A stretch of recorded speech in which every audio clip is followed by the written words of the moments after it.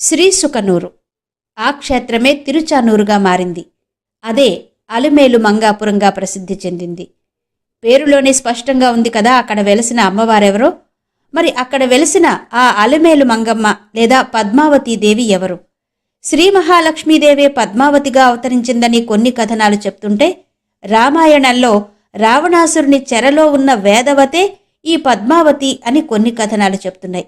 అసలు శ్రీసుకనూరు తిరుచానూరుగా ఎందుకు మారింది? రామాయణ కాలం నాటి వేదవతికి ఈ పద్మావతీదేవికి సంబంధమేంటి? ఆ విశేషాలు పూర్తిగా తెలుసుకోవాలంటే ఈ వీడియో ఎక్కడ స్కిప్ చేయకుండా ఎండ్ వరకు చూడండి. నచ్చితే గనక తప్పకుండా లైక్ చేయండి, షేర్ చేయండి, కామెంట్ చేయండి. అలాగే మీరు ఇంతవరకు నా ఛానల్ని గనక సబ్స్క్రైబ్ చేసుకోకుండా ఉంటే వెంటనే సబ్స్క్రైబ్ చేసుకోండి. ఆ వెంటనే వచ్చే బెల్ బటన్ కూడా క్లిక్ చేసి యాక్టివేట్ చేసుకుంటే నేనే కొత్త వీడియో చేసినా మీకు నోటిఫికేషన్ వచ్చేస్తుంది.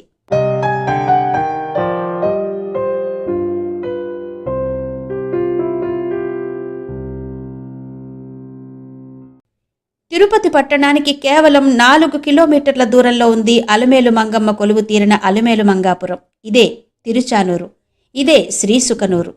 అసలు శ్రీసుకనూరు తిరుచానూరుగా ఎందుకు మారింది? ఈ అలుమేలు మంగాపురం ఉన్న ప్రాంతం ఒకప్పుడు సుఖమహర్షి తపస్సు చేసిన భూమి. పూర్వం సుఖమహర్షి అన్ని ప్రదేశాలు తిరుగుతూ ఇక్కడకు చేరుకుని ఈ ప్రాంతం తపస్సుకు అనుకూలంగా ఉంటుందని స్వర్ణముఖి నదీ తీరంలో ఆశ్రమాన్ని నిర్మించుకుని తపస్సు చేయసాగాడు. మహర్షి అక్కడ ఉండడంతో మహర్షిని చూడడానికి వెళ్లే ప్రజలు కూడా అక్కడ నివాసాలు ఏర్పరచుకోసాగారు. దాంతో అక్కడ ఒక ఊరు ఏర్పడిపోయింది. ఈ ఊరు మహర్షి పేరు మీదుగానే సుకనూరు అని, శ్రీసుకనూరు అని స్థిరపడిపోయింది. అప్పట్లో తమిళుల ప్రభావం ఎక్కువగా ఉండడంతో వారు శ్రీసుకనూరుని తిరుగచ్చనూరుగా పిలిచేవారట. అదే కాలక్రమేణా 15వ శతాబ్దం తర్వాత తిరుచానూరుగా స్థిరపడింది. ఇక్కడ వెలిసిన అమ్మవారు అలుమేలు మంగమ్మ అని, కాబట్టి అలుమేలు మంగాపురం అని, మంగపట్నం అని కూడా పిలుచుకుంటారు భక్తులు. అసలు ఇక్కడ వెలిసిన అమ్మవారెవరు? ఎందుకు వెలిసింది? చూద్దాం. ఒకసారి లోకంలో ధర్మం నశించి అధర్మం పెరిగిపోతున్న సమయంలో ఆ పరిస్థితిని మార్చడానికి ధర్మరక్షణ కోసం సప్తర్షులు యజ్ఞం చేయడానికి తలపెట్టారు. ఆ యజ్ఞ ఆవిర్భాగాన్ని, ఆ ఫలాన్ని ఎవరికి ఇవ్వాలి అన్న విషయం మీద తర్జన భర్జన మొదలైంది. యజ్ఞ ఫలాన్ని స్వీకరించడానికి త్రిమూర్తులను మించిన వారు లేరు. అయితే ఆ త్రిమూర్తులలో కూడా ఎవరికి సమర్పించాలి అన్న విషయాన్ని తేల్చుకోలేకపోయారు. అది నిర్ణయించే బాధ్యతను భృగు మహర్షికి అప్పగించారు. భృగు మహర్షి ముందు సత్యలోకం వెళ్లాడు. అక్కడ బ్రహ్మ తనను గమనించకపోవడంతో కోపంతో బ్రహ్మను శపించి కైలాసం చేరాడు. అక్కడ కూడా అదే పరిస్థితి. దాంతో శివుణ్ణి కూడా శపించి వైకుంఠం చేరాడు మహర్షి. ఆ సమయంలో శ్రీ మహావిష్ణువు మహాలక్ష్మీదేవితో ముచ్చట్లాడుతూ మహర్షిని గమనించకపోవడంతో ఆవేశంతో మహర్షి విష్ణువు వక్షస్థలంపై కాలితో తన్నాడు. శ్రీ మహావిష్ణువు మహర్షిని ఆహ్వానించి ఆసనంపై కూర్చుండబెట్టి సేవ చేస్తున్నట్టుగా కాళ్లు ఒత్తుతూ అరికాలిలో ఉన్న కంటిని చిదిమేయడంతో భృగు మహర్షి తన తప్పు తెలుసుకుని పశ్చాత్తాపపడడంతో మహర్షిని విష్ణువు క్షమించాడు. కాని ఇది లక్ష్మీదేవికి కోపం తెప్పించింది. తన స్థానమైన విష్ణువు వక్షస్థలంపై భృగు మహర్షి కాలితో తన్నినా ఆ మహర్షిని శిక్షించలేదు సరికదా, ఇంకా సేవ చేయడాన్ని సహించలేని శ్రీ మహాలక్ష్మీదేవి అలిగి భూలోకానికి వెళ్ళిపోయింది. ఆమెను వెతుక్కుంటూ శ్రీ మహావిష్ణువు భూలోకం చేరి వెతకసాగాడు. అలా లక్ష్మీదేవి కోసం వెతుకులాటలో ఉన్న స్వామికి స్వర్ణముఖి నదీ తీరంలో ఒక సరోవరాన్ని నిర్మించి స్వర్ణకమలాన్ని స్థాపించి దేవలోకం నుంచి బంగారు కమలాలను తెప్పించి 12 ఏళ్ల పాటు పూజిస్తే శ్రీ మహాలక్ష్మి ప్రసన్నురాలవుతుంది అనే మాటలు వినిపించాయట.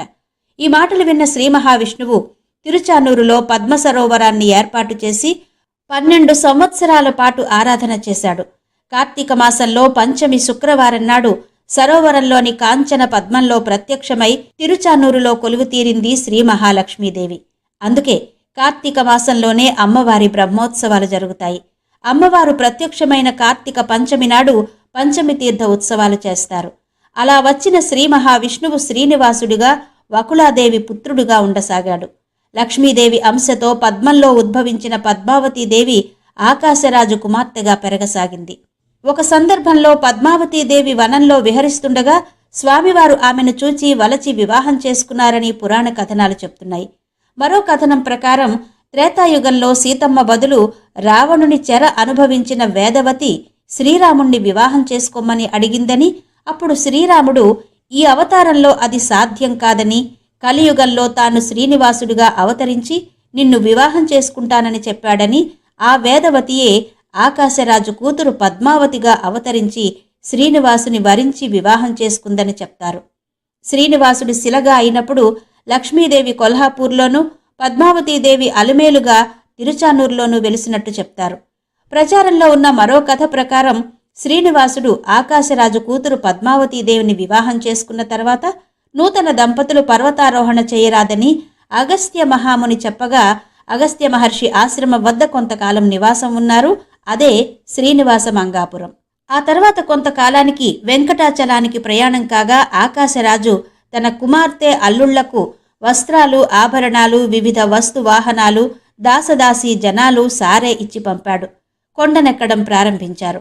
కొంత దూరం ప్రయాణించాక కరివేపాకు తెచ్చావా అని శ్రీనివాసుడు పద్మావతీదేవిని అడగ్గా తేలేదు అని సమాధానమిచ్చింది అమ్మవారు. వెంటనే శ్రీనివాసుడు, తిరుమల కొండలలో కరివేపాకు దొరకదు, ఈ వస్తువులను ఇక్కడే ఉంచి వెనక్కు వెళ్ళి కరివేపాకు ఎండబెట్టి మూట కట్టుకుని తీసుకునిరా అని చెప్పడంతో పద్మావతీదేవి పరివారాన్ని వెంటబెట్టుకుని కరివేపాకుకై వెళ్లి కొంతకాలం కరివేపాకు కోసం తిరుచానూరులో ఉండవలసి వచ్చింది. ఈ విధంగా శ్రీ పద్మావతీదేవి తిరుచానూరులో కొలువు తీరినట్టు కథనం. అమ్మవారు కార్తీక మాసంలో ఉద్భవించింది కాబట్టి తిరుచానూరులో శ్రీ పద్మావతి అమ్మవారి బ్రహ్మోత్సవాలు కార్తీక మాసంలో జరుగుతాయి. తమిళ కార్తీక మాసం శుక్లపక్షం పంచమి నాడు ముగిసేటట్టు 9 రోజుల పాటు జరుగుతాయి. ఈ 9 రోజులు శ్రీ పద్మావతీదేవి ఉత్సవమూర్తి వివిధ వాహనాలను అధిరోహించి తిరువీధులలో ఊరేగుతూ భక్తులకే దర్శనమిస్తుంది. దాదాపు తిరుమల కొండ మీద స్వామివారికి ఎలా అయితే ఉత్సవాలు జరుగుతాయో ఇక్కడ అమ్మవారికి కూడా అన్ని ఉత్సవాలు, అన్ని వాహన సేవలు జరుగుతాయి. తిరుచానూరులో ఆలయానికి కొద్ది దూరంలో పుష్కరిణి ఉంది. ఈ పుష్కరిణి అత్యంత మహిమాన్వితమైంది.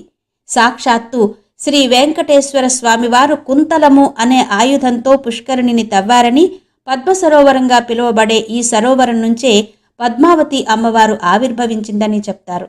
విశాలమైన ప్రాంగణంలో ఉన్న ఆలయంలోనికి ప్రవేశించే ప్రధాన ద్వారంపై 5 అంతస్తుల శిల్పకళా శోభితమైన గోపురం నిర్మించబడి ఉంటుంది. రంగమండపం, ముఖమండపం, అంతరాలయం, గర్భాలయాలు ఉన్న ప్రధాన ఆలయ రంగమండపంలోని స్తంభాలు అద్భుతమైన శిల్పకళా సంపదతో భక్తులను విశేషంగా ఆకట్టుకుంటాయి. ప్రధాన గర్భాలయంలో పద్మావతి అమ్మవారు పద్మాసన స్థితిలో చతుర్భుజిగా 2 చేతులలో పద్మాలను, మరో 2 చేతులలో అభయ వరద ముద్రలను ధరించి దివ్యమంగళ స్వరూపంతో దర్శనమిస్తుంది.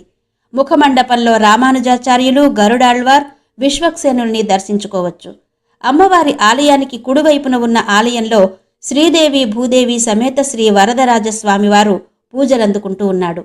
ఈ ఆలయం పక్కనే ఉన్న ఆలయంలో పార్థసారథి స్వామివారు కొలువు తీరి దర్శనమిస్తారు.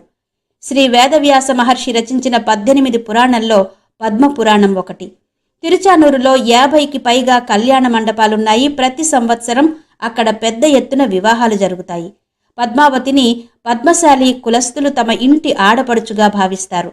ఈ ప్రాంతంలో బట్టల వ్యాపారం చేసే ధనికులైన పద్మశాలీలు పద్మావతి అమ్మవారి ఆలయ నిర్మాణం కోసం తాళ్లపాక చిన్నన్నకు 16వ శతాబ్దంలో 20,000 వరహాలు విరాళం సమర్పించినట్టు శాసనాధారాలున్నాయి. ఇక కొండ మీద శ్రీనివాసుని దర్శించుకున్న తర్వాత తప్పకుండా కొండ దిగువన కొలువై ఉన్న పద్మావతీదేవి అమ్మవారిని దర్శించుకోవాలని, లేకపోతే స్వామిని దర్శించుకున్న ఫలితం దక్కదని చెప్తారు. ఇక పద్మావతి అమ్మవారి పూజలు, ఉత్సవాల విషయానికి వస్తే ప్రతిరోజు సుప్రభాత సేవ, సహస్రనామార్చన, కళ్యాణోత్సవం, ఊంజల్ సేవ ఉంటాయి. ఏకాంత సేవ అనంతరం ఆలయం మూసేస్తారు. ప్రతి సోమవారం అమ్మవారికి అష్టదళ పద్మారాధన జరుగుతుంది. శుక్రవారం అభిషేకం చేస్తారు. గురువారం తిరుప్పావడ సేవ జరుగుతుంది. శ్రావణ మాసంలో లక్ష్మీ పూజలు చేస్తారు. ఇక్కడ అమ్మవారు ధరించిన మంగళసూత్రాలు ఆది శంకరాచార్యుల వారు అమ్మవారికి సమర్పించినవని చెప్తారు. రథసప్తమి, వసంతోత్సవం, తెప్పోత్సవం, బ్రహ్మోత్సవాలు ఇక్కడ జరిగే ముఖ్య ఉత్సవాలు. ఇక తిరుచానూరుకు వెళ్లడం చాలా సులభం. తిరుపతి బస్టాండ్ నుంచి తిరుచానూరుకు ఆర్టీసీ బస్సులు, ప్రైవేటు బస్సులు, జీపులు ప్రయాణికులకు దొరుకుతాయి. అదేవిధంగా తిరుపతి రైల్వే స్టేషన్ నుంచి, అలాగే రేణిగుంట ఎయిర్పోర్ట్ నుంచి కూడా క్యాబ్లు లేదా ట్యాక్సీలు మాట్లాడుకుని తిరుచానూరు లేదా అలమేలు మంగాపురం చేరుకోవచ్చు.